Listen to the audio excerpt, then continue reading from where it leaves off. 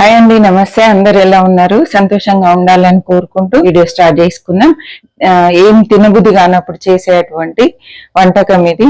అమ్మమ్మలు నానమ్మలు చేసినప్పటి పాతకాలపు వంట అండి. అది నేను ఈ రోజు మీకు పరిచయం చేయబోతున్నా. మేమైతే దప్పడం అంటామండి.